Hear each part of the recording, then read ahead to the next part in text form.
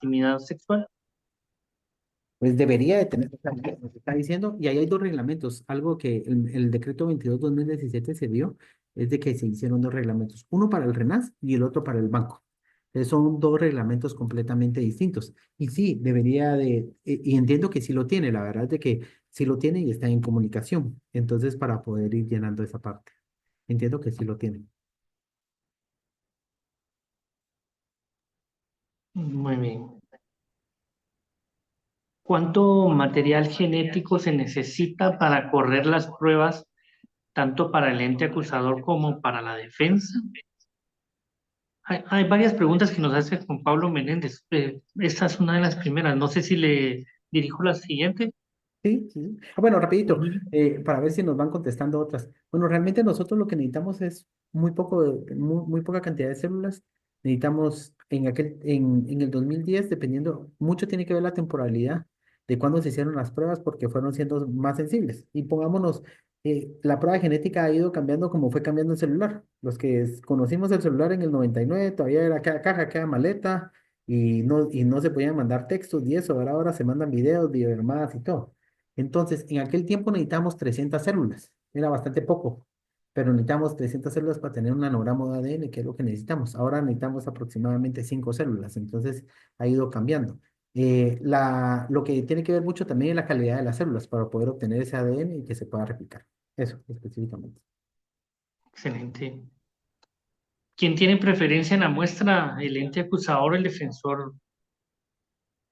Nadie tiene preferencia de nada. Ahí es la muestra que llegó, la muestra que se procesa. Es incluso dentro de los laboratorios de genética forense es importante destacar la ISO 17025, que es una legislación, norma internacional, y una de las cosas que nos hace la ISO 17025 a nosotros los científicos es que simplemente nosotros lo miramos como un número. Por eso es que en los reportes siempre van a mirar que existen codificaciones internas y dicen, pero ¿por qué que le ponen esa codificación? ¿Por qué no le pone Estuardo Solares o no sé? María Cristina López o el nombre, sino ponemos muestra identificada como gen, no sé qué, porque nosotros en todo el proceso no sabemos de quién es la muestra, simplemente es entre y va y trabaje. Entonces, eso es parte, hasta el final, cuando hasta el perfil, es como, bueno, vamos a rastrear de quién, o sea, ya se busca, ya se hace, pero mientras tanto, prácticamente uno entra bajo un número, desconoce. Entonces, esa es la razón por la cual es muy, ¿cómo se llama eso? Es completamente imparcial, esa es la palabra. Es imparcial respecto, nadie tiene preferencia. Lo que salió, salió. Es como, simplemente, está el perfil, bueno, y ya. Muy bien. Em, ¿Qué pasa si un niño menor de edad es abusado sexualmente, pero en su momento no habló con sus padres o puso una demanda? Y ahora ya es mayor de edad y quiere hacerlo y aún está la persona que realizó el abuso.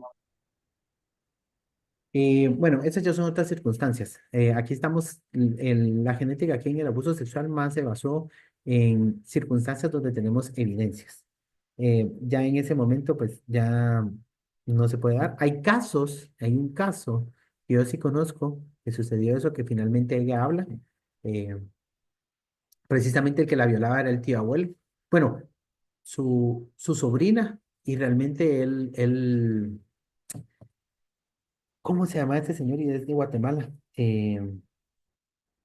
Bueno, se me olvidó ahorita el nombre, pero es un caso bastante famoso de lo de 10, fue una violación a infragantes de lo de 10, y precisamente después de que se investiga que él era el que había matado y violado a una de las niñas, cuando empieza a salir a luz la familia y empieza a decir, mira, a mí siempre me violó prácticamente mi tío y hasta tengo hijos de ella, ¿no? Y cuando se hace la parte de ADN, precisamente se empiezan a enterar que sí, él era el que la embarazaba. Entonces, eso es porque dejó una evidencia que quiere decir que la violaba tanto de que hubo hubo un producto de violación. Ahora, en este caso, pues si ya no había, ya pasó mucho tiempo, pues no. El caso de un niño, por ejemplo, en el área anal, después de 72 horas, es muy difícil porque pues él excreta, pues hay muchos factores realmente, ya tenerlo más tiempo, y el cuerpo siempre va a atacar células que no pertenecen a él. Y los espermatozoides, eso sucede muchísimo. ¿Por qué se degrada mucho más rápido que otros? Depende del sistema inmunológico, cómo está activado en ese momento. Porque lo que va a tratar de hacer es, bueno, esto no es mío, entonces lo ataca. Eso es lo que trata de hacer. Gracias. Tenemos una mano levantada entre nuestros participantes. Carlos Antonio López Lemus. Muy buena tarde, Bueno, pues, muy buena Adelante, por tarde, favor. licenciado. Un gusto en saludarle. Fíjese que por el tema de las preguntas yo tengo una duda. Fíjese que, pues, ¿cuáles serán las razones por las que a través de cuando se hace un hisopado vaginal, por ejemplo, en el peritaje biológico resulta de que hay espermatozoides, pero no hay líquido seminal? Aunado a este espermatozoide que se encuentra en el hisopado, cuando se le hace el peritaje de inclusión o exclusión de contribuyente, pues el peritaje genético indica que no hay suficiente material como para poder extraer un código genético. ¿Qué pasará en esa situación? ¿Por qué, en primer lugar, no hay fluido seminal? Solito está ahí el espermatozoide y ese espermatozoide no es suficiente para hacer un peritaje genético. Muy sí, amable, gracias. de nada. Entonces, rapidito. Mira, primero antes que nada, a nivel celular, pues, en serología, y mañana lo va a dar la licenciada Larisa, ¿verdad? Estás teniendo un espermatozoide, solo tenés un espermatozoide, ¿verdad? Entonces, ahí vas a estar teniendo muy poco ADN, que estaremos hablando de un punto, de 0.012 nanogramos más o menos. Tiene la mitad de lo que tiene una célula normal. Eso, por eso era que necesitamos tener el contexto anterior para saber cuánto es, porque ya sabía que venía una pregunta así. Quiere decir que en los años, como en el 2012, si necesitábamos en ese momento 150 células de celulares normales, necesitamos 300 espermatozoides, porque necesitamos el doble. Ese es uno. Y yo creo que hay algo, esta es una opinión bastante personal realmente. Cuando uno no encuentra fluido seminal y se encuentra espermatozoide, yo siempre he pensado esta teoría. Eh, muchos, muchos estudios se hacen actualmente en Estados Unidos, Alemania, Inglaterra, y cuando no tienen las mismas costumbres de nosotros. Entonces, por ejemplo, nosotros qué pensamos, o sea, viéndolo de todos los entornos, ¿qué es lo que estamos pensando cuando lavan la ropa, por ejemplo, en algunos lugares? Simplemente ponen la ropa mezclada. Y pensemos a que si yo pongo en un balde grande, pongo una ropa con tierra y pongo la ropa con tierra y pongo un calzoncillo completamente limpio blanco. ¿Qué va a suceder? Como lo estoy remojando, por mucho que lo lave en algún momento, lo que va a pasar es de que esa prenda blanca que estaba limpia sin tierra, más de algún granito se puede llevar. Recuerden que son 300 millones de espermas en una eyaculación. Entonces, también el hecho que no haya fluido seminal, ¿cómo salió? Quiere decir que ya se degradó en algún momento la P30 o simplemente llegó accidentalmente a través de un lavado, alguna sobrepuesta. Y eso nos puede dar un falso indicio. O sea, se puede dar, hay muchas posibilidades de saber cómo llegó este espermatozoide, que es como un granito de arena.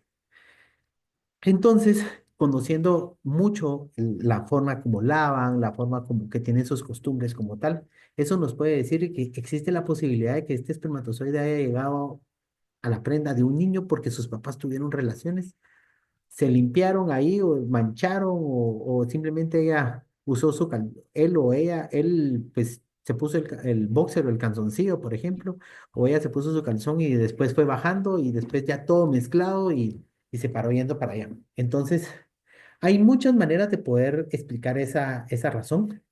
eh, y ahí es donde viene, por ejemplo, es lo que yo miraría y es lo que les estaba diciendo.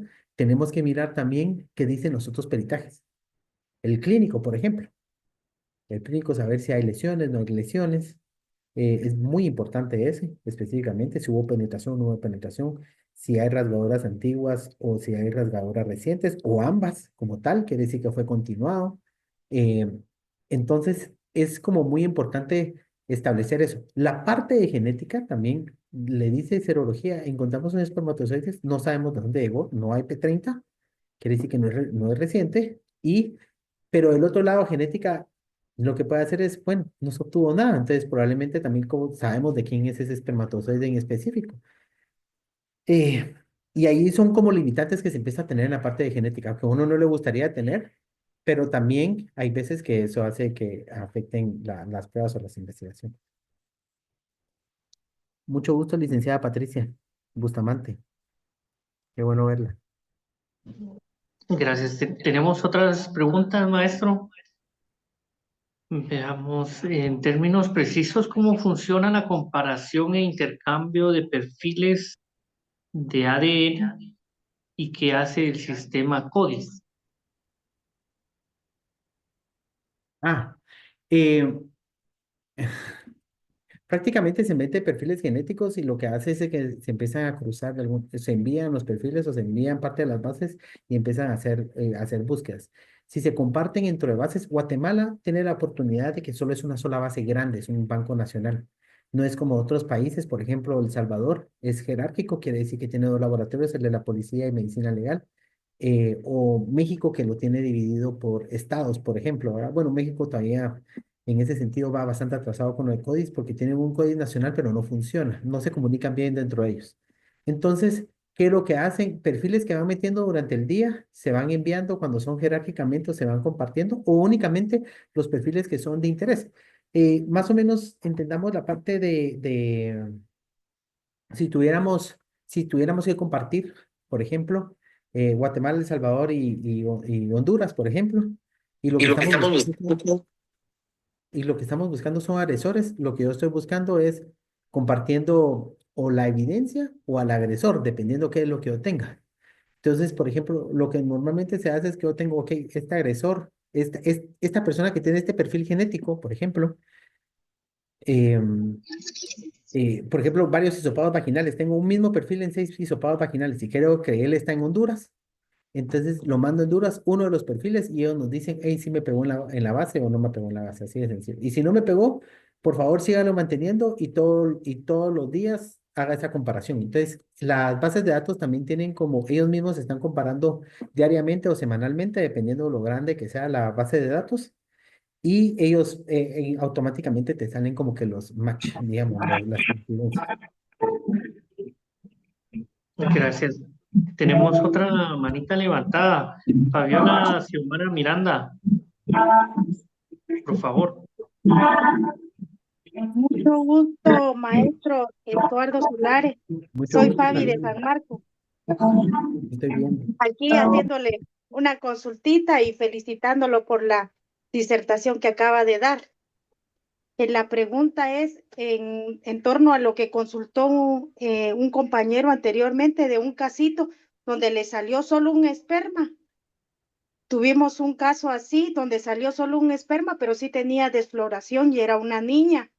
Le habían tomado 2 muestras, entonces, como le habían tomado 2 muestras, yo pienso de que tal vez fue insuficiente la muestra. No sé si hay un protocolo o una cantidad de muestras que debe sacar el perito, el que hace el reconocimiento médico legal a la víctima. Gracias y Sí, saludo. igualmente, sí, hay un protocolo, por ejemplo, lo que pasa es de que no siempre se tiene todo, ustedes mismos lo saben, pero hay un protocolo, por ejemplo, se le deben de tomar mínimo 2 hisopados, 2 hisopos al área vaginal, 2 hisopos al área anal, dependiendo de lo que vaya diciendo. Porque, por ejemplo, si nunca uno le pregunta y te besó las mamas, por ejemplo, ¿verdad? Entonces dice, sí, ok, hagamos un hisopado de sugilación de mamas. De cuello, también. Entonces, no todas las violaciones son iguales siempre. Dependiendo de lo que se haga, es lo que se recolecta. Y algo que pasó en Guatemala es de que se estableció como un protocolo que no debe de ser obligatorio siempre, y la lección más grande la tenemos en Estados Unidos. Ellos crearon kits de abuso sexual. ¿Y qué sucedía? Tal vez solo estaba hablando que alguien le besó el cuello y fue una agresión dentro de un tren y le estaban haciendo hisopados vaginales, anales, rectales, porque es distinto que el anal, perivaginal, de mamas, y nunca la desnudó. Simplemente era un kit de agresión. Pero como seguía el protocolo, se volvió eso una cosa de locos y después actualmente ya lo bajaron a 20. Eran 48 hisopados, ahorita ya lo bajaron a 20. Pero eso es lo que están tratando de buscar, porque le ponían